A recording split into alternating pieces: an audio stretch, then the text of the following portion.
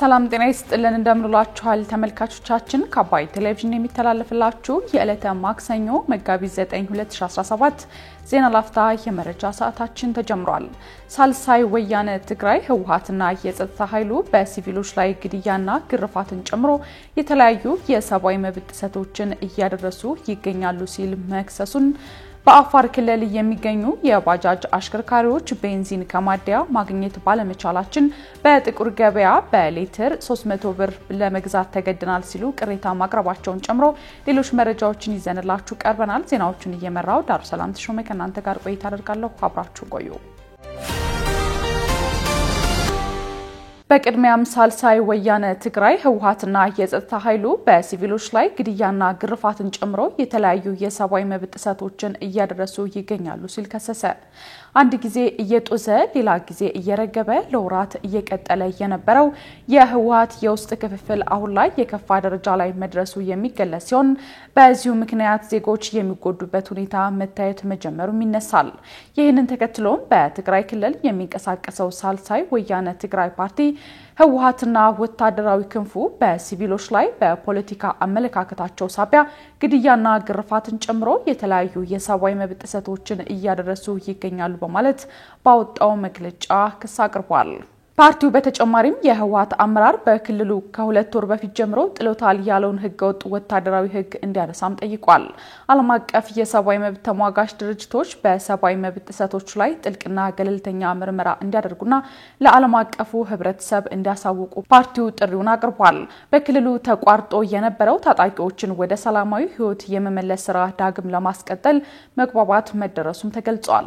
የታጣቂ ኃይሎቹ መሪ የሆኑት ሌተናል ጀነራል ታደሰ ወረደ ሂደቱ ተቋርጦ የነበረው ሊፈታ የሚጠበቅ የትጥቅ መጠን ላይ አለመግባባት በመፈጠሩ ነው ብለዋል።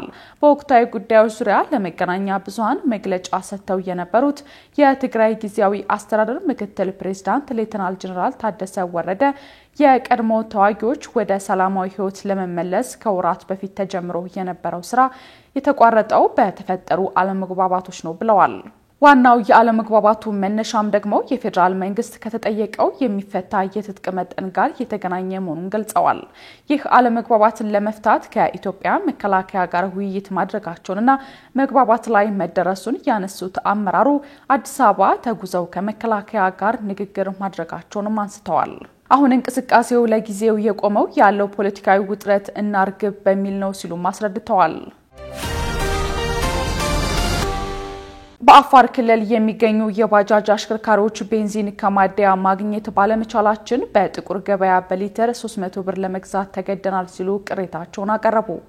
በአፋር ክልል የሚገኙ የባጃጅ አሽከርካሪዎች ባጃጅና ሞተር ሳይክሎች ከማደያዎች ቤንዚን መቅዳት ስለማይፈቀድልን በጥቁር ገበያ 1 ሊትር ቤንዚን እስከ 300 ብር ለመግዛት ተገደናል ሲሉ ቅሬታቸውን አቅርበዋል። ስማቸው እንዲጠቀስ ያልፈለጉ አንድ የክልሉ የአሚባራ ወረዳ የባጃጅ አሽከርካሪ ቤንዚን ከማደያ ማግኘት ካቆሙ 1 ዓመት ማስቆጠራቸውን ተናግረዋል። ችርቻሮ ከቦቲ ነው የሚመጣው። ቦቲው በበርሚል ቀድቶ ይሄዳል። እሱን በችርቻሮ ይሸጡታል። ለኛ በሃይላንድ 1 ሊትሯን 300 ብር ይሸጡልናል ብለዋል። 3 ሊትር 900 ብር እየቀዳን አያዋጣንም ከምንቆም ብለን ነው የምንሰራው ያሉት አስተያየት ሰጪው ተሳፋሪው ላይ ጨምሩ ብንልም አይጨምሩም በጣም ችግር ውስጥ ነው ያለነው ሲሉ ስለሁኔታው አስረድተዋል። በዚህ ምክንያት ከወር በፊት በርካታ የባለሶስት እግር አሽከርካሪዎች ስራ ማቆማቸውን ተከትሎ በወቅቱ የወረዳና የክልል አመራሮች በቦታው ተገኝተው ታሪፍ እስከሚስተካከል ቃል የገቡ ቢሆንም እስካሁን የተለወጠ ነገር የለም ሲሉ ለአዲስ ስታንዳርድ ተናግረዋል። ሌላኛው በአሻርባ ነዋሪና የባጃጅ አሽከርካሪ ሆኑት አቶ አሊ ሲራጅ በበኩላቸው አሁን ላይ በጥቁር ገበያ ችርቻሮ 1 ሊትር ቤንዚን በ250 ብር እንደሚገዙ ገልጸው በዚህም የተነሳ የኮንትራት ስራ ካልሆነ በቀር አጫጭር ጉዞዎችን መስራት እንዳቆሙም ተናግረዋል። በተጨማሪም አሁን ላይ ታሪፍ ላይ ጭማሪ መደረጉን ገልጸው ለአብነትም የ30 ብር የነበረው መንገድ 100 ብር የ50 ብሩ ደግሞ 200 ብር ሆኗል ማለታቸውንም ዘገባው አክሏል። በቅርቡ በሀገሪቱ የነዳጅ አቅርቦት ችግር ሳይኖር እጥረት እንዲከሰት እየተደረገ ያለው ሆን ተብሎ ሰው ሰራሽ የዋጋ ንረት እንዲፈጠር ለማድረግ ነው ሲል መንግስት ማስታወቁም ይታወሳል።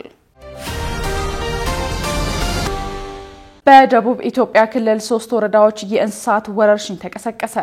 በደቡብ ኢትዮጵያ ክልል 3 ወረዳዎች የእንስሳት ወረርሽኝ መቀስቀሱን አርሶ አደሮች ገልጸዋል። ከባለፈው ሳምንት ጀምሮ በተቀሰቀሰ ወረርሽኝ የእርሻ በሬዎቻቸውን ጨምሮ በሺዎች የሚቆጠሩ ከብቶቻቸው መሞታቸውንም አክለው አርሶ አደሮቹ ገልጸዋል።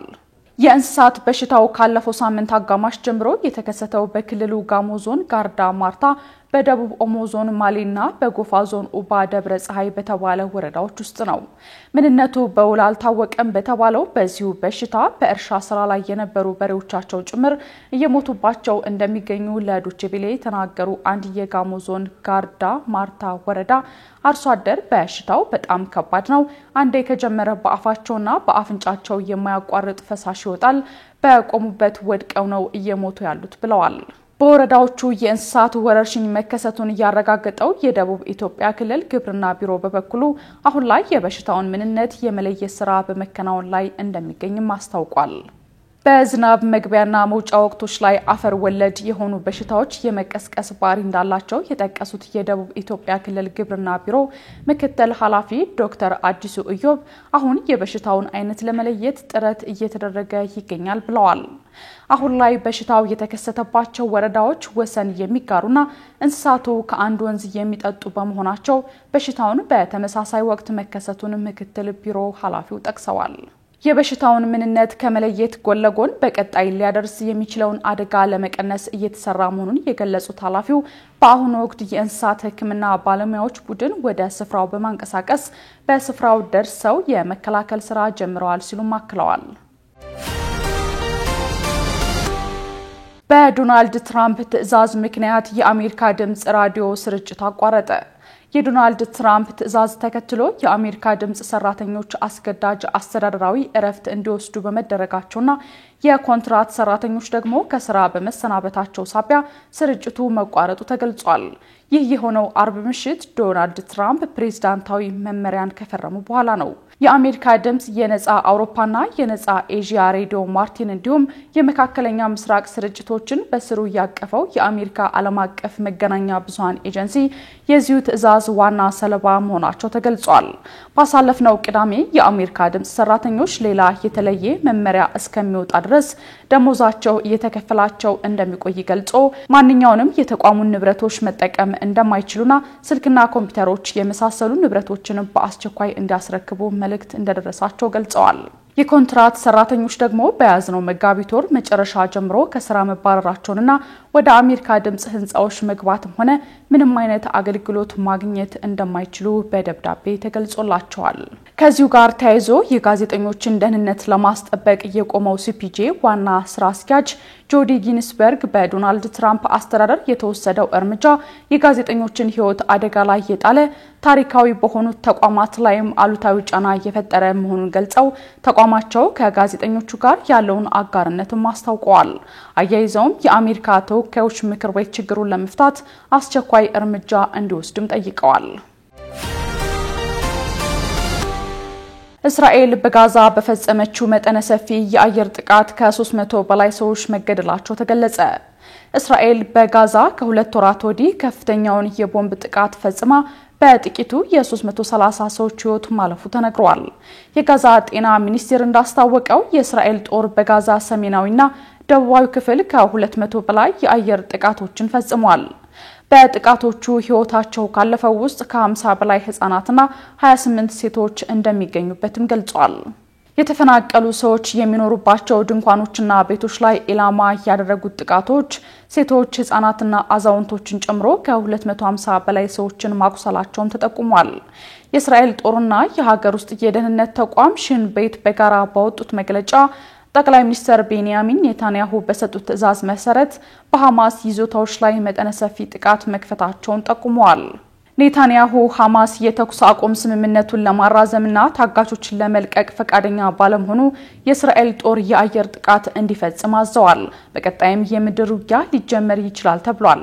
የፍልስጤሙ ሐማስ በበኩሉ የእስራኤል የቦምብ ድብደባ በታጋቾች ላይ የሞት ፍርድ እንደማሳለፍ ይቆጠራልም ብለዋል። በአሁኑ ወቅት በጋዛ የቀሩት ታጋቾች 59 ሲሆኑ እስራኤል 35ቱ ህይወታቸው ማለፉን ታምናለች። እስራኤልና ሐማስ ከ2 ሳምንት በፊት የተጠናቀቀውን የመጀመሪያ ምዕራፍ ተኩስ አቁም ለ42 ቀናት እንዲያራዝሙ ምክረ ሐሳብ ያቀረበችው አሜሪካ በጋዛ ዳግም ለተጀመረው የአየር ጥቃት ድጋፍ ሰጥታለችም ተብሏል።